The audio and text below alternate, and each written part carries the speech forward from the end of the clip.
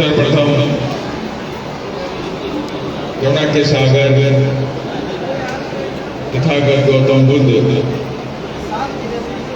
सामाजिक परिवर्तन के विरोध, शिक्षा के जनक महात्मा ज्योतिबा फुले,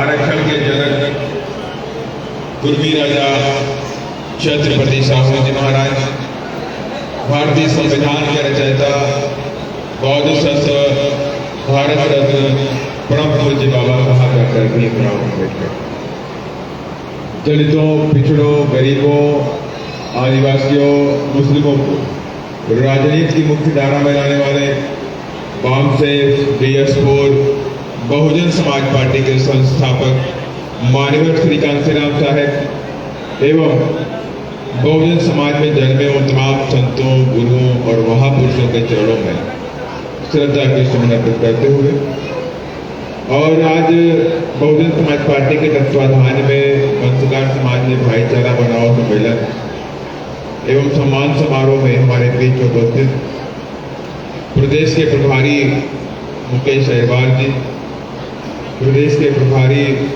सुनील बघेल जी और मंच पे आसीन कुमारलाल जाटव जी, संतोलिया जी, राज सिंह जी, विद्याराम कौशल जी और पीछे खड़े आदिवासियों के हमारे चेहरे संत सिंह आदिवासी जी, जिला अध्यक्ष जी और तमाम मेरे मंच पे बैठे ठाकर जी और फले जी और साथ में रावत जी, तमाम लोग मंच पे बैठे हुए हैं।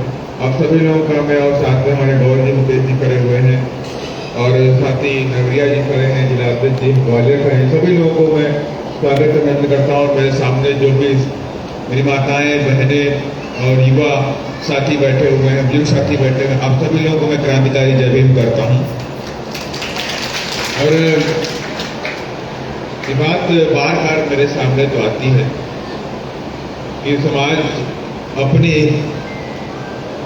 हिस्सेदारी मांगता है, तो बात हिस्सेदारी की तो हमको भी लगता है हिस्सेदारी मिलनी चाहिए। तो हिस्सेदारी में भागीदारी की जरूरत है, भागीदारी भी होनी चाहिए। अगर हम कहीं कुछ मांग रहे हैं तो हमारी पार्टिसिपेशन कितना है, हम कितना उसमें इंटरेस्ट ले रहे हैं, पार्टी के प्रोग्रामों में कितने लोग आ रहे हैं। मैं कहूँ अगर आज वंशकार समाज के भाई इधर बैठे हुए, कितने भाई बैठे हुए जरा बताइए, वंशकार समाज के कितने लोग बैठे? माने जो है वही उठाएगा ना, जो नहीं उठाएगा जबरदस्ती में उठवाओ किसी से। अच्छा, मैंने 100 लोग बैठे हुए हैं, 100 मान लेते, 100 से कम ही बैठे हुए हैं, 100 मान लेते।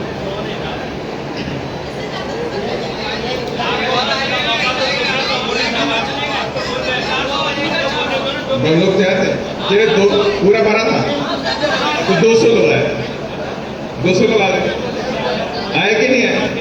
पूरा भरा 200 लोग आ गए।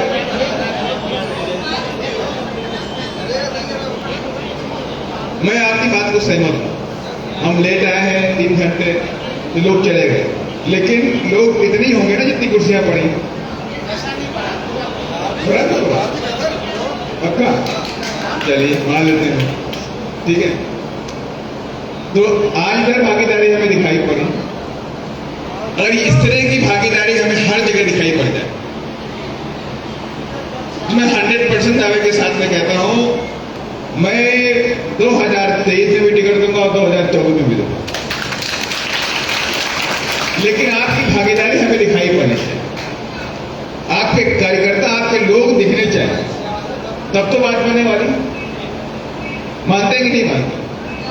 अगर मैं कहूँ तमाम ऐसे हमारे समाज के लोग उधर कांग्रेस में जाके पहले मंच को ठीक करते हैं, दूसरे बार देते हैं, पाला लगाते हैं, फिर सामने आके दरी पे बैठ जाते हैं, होता कि नहीं होता? वहां जगह नहीं मिलती। बीजेपी में वही होता है, समाज को जगह नहीं मिलती। भाई वंशकार समाज के लिए नहीं कह रहा, जाटव समाज का भी होगा, अहिरवार समाज का भी होगा, तो उससे भी जगह नहीं मिलेगी मंच के ऊपर। देखिए उसको बैठना, सामने दरी पे जाना पड़ेगा, ये निश्चित है।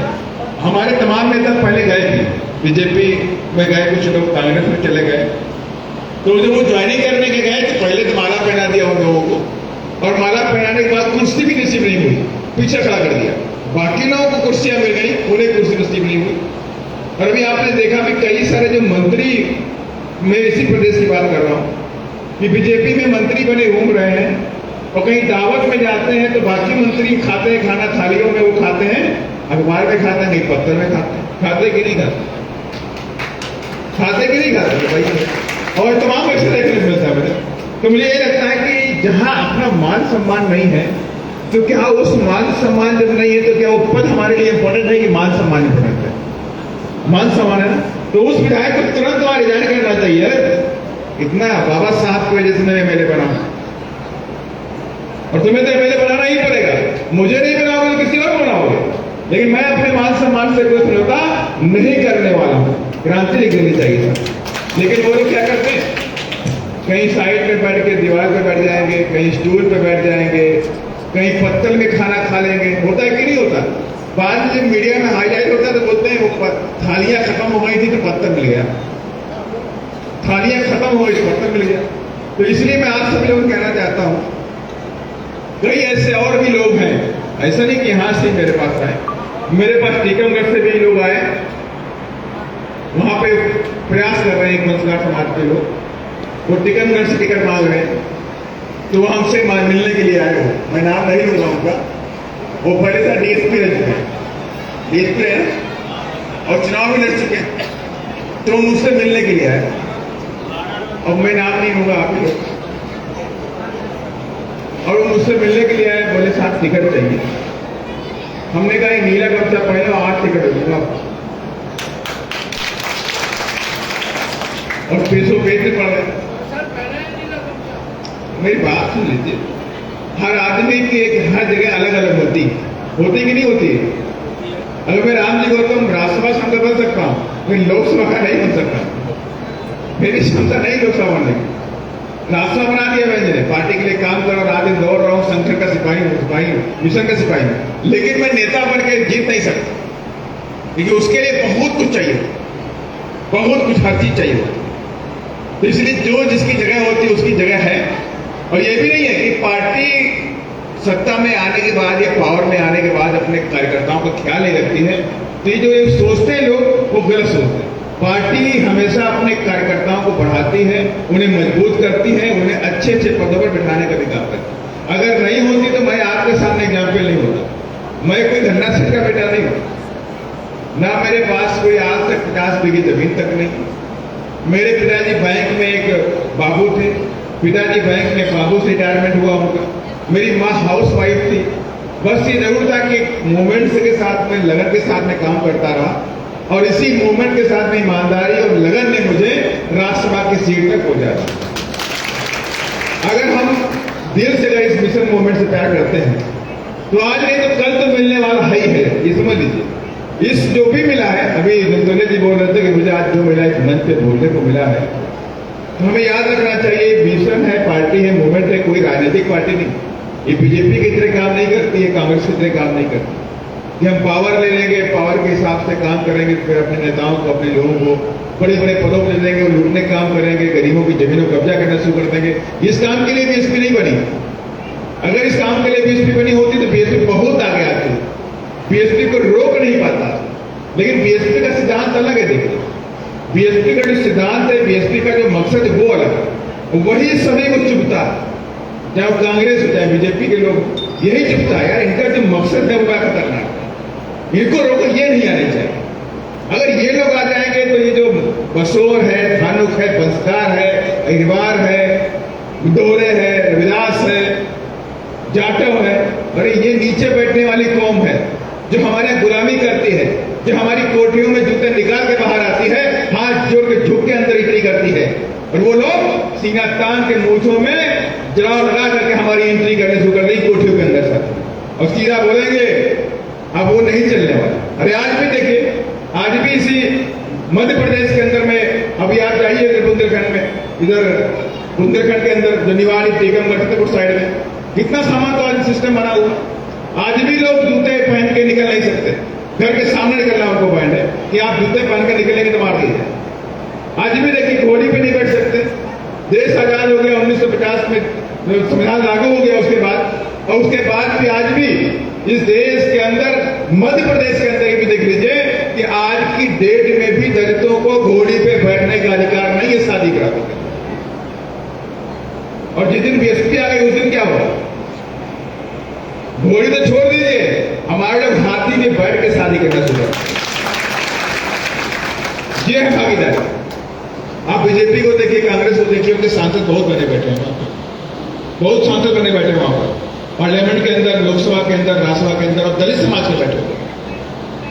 अभी 3-4 घटनाएं बताता हूं मैं आपको। मेन जो घटनाएं सामने है, एक दलित समाज का आईएएस था जी कृष्णैया।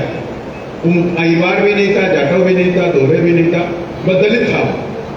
जैसे दलित होता है, दलित था। अब दलित समाज का जी कृष्णैया आईएएस था, उसकी पोस्टिंग हुई बिहार के अंदर, गोपालगंज के अंदर, बहुत गरीब परिवेश से निकल के पास हुआ था। दिन भर वो करता था, कुली का काम करता, दिन भर कुली बन के काम करता था वो स्टेशन के ऊपर, और रात भर पढ़ाई करता था। घर में लाइट भी नहीं था तो उसी स्टेशन की स्ट्रीट लाइट में पढ़ता था।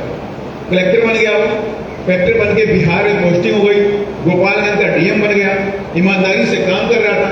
लेकिन वो सामंतवादी को अच्छा नहीं लगा, ये दलित हमारी छाती पर बैठ गया है और हमें कुछ करने भी नहीं दे रहा, और इतनी ईमानदारी से काम कर रहा है। और एक दिन वो अपनी गाड़ी से आ रहे थे, तमाम गुंडे, मवाली और सामंतवादियों ने गाड़ी को रोक लिया। वो समझाते रहे, वो समझे नहीं, उनको खींच लगे गाड़ी से, और गाड़ी से खींच करके उनको पहले डंडों से पीटा, पीटते पीटते बहुत पीटा, सोचे मर जाएगा, नहीं मौत हुई। फिर उनके सीने पे बैठ गया, सीने पे बैठ के पत्थर से उनके चेहरे को कुचला, पत्थर से, मतलब जिंदा आदमी के चेहरे को पत्थर से कुचला गया। उसके बाद भी उसकी जाने की मौत नहीं हुई, सांसें चलती रही। हाथ चेक किया कि सांसें चल रही, पिस्टल निकाल के उसकी नटपटे पे गोली मार। लोअर कोर्ट ने उस अपराधी को जिसने मारा उसको दी मौत की सजा सुनाई, उसे मौत की सजा मिली। अपराधी पैसे वाला था, बहुत रसूख वाला था, नेता बड़ा था समाज का अपने, क्योंकि समाज के लोग दौड़ गए, बड़ा पैसा खर्चा किए, हाईकोर्ट गए। हाईकोर्ट में उसको सजा जो थी उस सजा को कम कर दिया, मौत की जो सजा उसको सुनाई गई थी उसको उम्र कैद की सजा में बदल दिया। अब उसे उम्र कैद हो गई। उम्र कैद के बाद क्या वो 8-9 साल बीते थे, और 9 साल के बाद अभी वहां का मुख्यमंत्री बिहार का नीतीश कुमार उस अपराधी, दुर्दांत अपराधी को उसने नियमों में छेड़छाड़ कर दिया, और छेड़छाड़ करके उस अपराधी को बरी कर दिया। अब आप समझ लीजिए। और इस घटना के बाद देखिए पूरे देश के अंदर आक्रोश फैला, और वहां पर कांग्रेस की सरकार। अब आप समझ लीजिए, वहां पर सरकार किसकी है? बिहार के अंदर नीतीश कुमार की सरकार है, आरजेडी, जेडी और कांग्रेस, 3 पार्टियों की गठबंधन की सरकार वहां पे चल रही। और मुख्यमंत्री ने डिसीजन लिया, उप मुख्यमंत्री ने डिसीजन लिया। अगर मैं कहता हूं कांग्रेस किसी के बारे में भला सोचती, गरीबों के बारे में, तो उसको रोकना चाहिए, भाई ये नहीं करिए आप। उसने एक दलित आईएएस को मारा, आप उसे छोड़े जा रहे, किसी ने कुछ नहीं बोला, और मुख्यमंत्री ने उसे छोड़ा, कोई नहीं बोला, कांग्रेस नहीं बोली, बीजेपी के लोग बोल रहे हैं अच्छा हुआ, वो तो बेचारा बहुत निर्दोष था। उसका जो मंत्री है गिरिराज सिंह, वो बोल रहा था अरे भाई वो तो निर्दोष था, उसको तो फंसा दिया गया। और एक बोल रहा है उनका नेता, अरे वो कलेक्टर जो था उस रास्ते क्यों गया? आप देखिए, तर्क देखिए, वो कलेक्टर उस रास्ते से क्यों निकला? उसे दूसरे रास्ते से निकलना चाहिए था। तो मतलब इस तरह का तर्क, किसी ने ये नहीं कहा एक गलत किया गया, मुख्यमंत्री ने गलत किया, बीजेपी ने भी उनके हाँ में हाँ मिलाई, कांग्रेस ने भी हाँ में हाँ मिलाई, और आरजेडी, जेडीयू ने भी हाँ में हाँ मिलाई। किसी पार्टी ने उसके बारे में नहीं सोचा। लेकिन बहुजन समाज पार्टी की राष्ट्रीय अध्यक्ष आदरणीय बहन कुमारी मायावती ने नीतीश कुमार को रताड़ने का काम किया, उनकी बोलती बंद हो गई, पूरे देश के अंदर हाहाकार मचा था। और यही नहीं, अभी मैं परसों उसी घटना को लेकर के मैं पार्लियामेंट में बोल रहा था, जी कृष्णैया का मुद्दा है, 2 अप्रैल का SC ST का मुद्दा है, लेकिन वहां पे बैठे सदन के जो लोग बोलने नहीं दे रहे थे। नहीं आप किसी सर के बोल रहे, ये मत बोलिए, आप वो बोलिए। अरे क्यों बोले भाई? तो मैंने कहा इनकी भी आवाज उठनी चाहिए, दलित समाज की आवाज कौन उठाएगा? सांसद इधर बैठे, बीजेपी के लोग बैठे, उठाएंगे नहीं, कांग्रेस के लोग उठाएंगे नहीं, दूसरी पार्टी के लोग उठाएंगे नहीं, तो हमारा भी दलित समाज है, आदिवासी समाज है, इनकी आवाज कौन उठाएगा? आज भी बीएसपी इन कमजोर वर्ग के लोगों की आवाज पार्लियामेंट में पूरी ताकत के साथ में खड़ी है। कहीं अत्याचार होता है, बेस उठाने का काम करती है। और ये नहीं, अभी मद्रास कोर्ट ने आदेश किया कि बाबा साहब की मूर्ति, बाबा साहब की फोटो किसी भी कोर्ट परिसर में तमिलनाडु में और पांडिचेरी में नहीं लगाई जाए। अब आप सोचिए कितना जातिवादी निर्णय है कि नहीं है? जिनकी वजह से हमें आप लोगों को कुर्सी मिली है, जिनकी वजह से आज इस देश का संविधान बना हुआ है और विश्व का सबसे बढ़िया संविधान बना हुआ है, और जिनकी वजह से ही, जिन संविधान की वजह से ये संसद चलती है, असेंबली चलती है, हाई कोर्ट चलती है और सुप्रीम कोर्ट चलती है, उसी संविधान की बदौलत। लेकिन उस संविधान के बनाने वाले व्यक्ति फोटो नहीं ले सकते।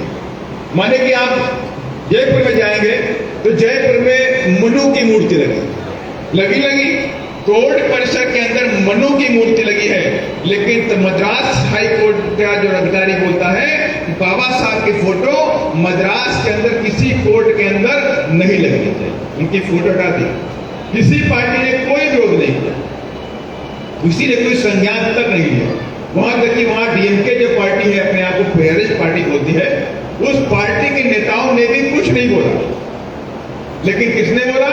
संसद के अंदर बहुजन समाज पार्टी ने पूरी ताकत के साथ में बोलने का काम। सिर्फ बहुजन समाज पार्टी बोलती है। SC ST एक्ट बन गया, वायोलेशन होता है पूरे देश के अंदर।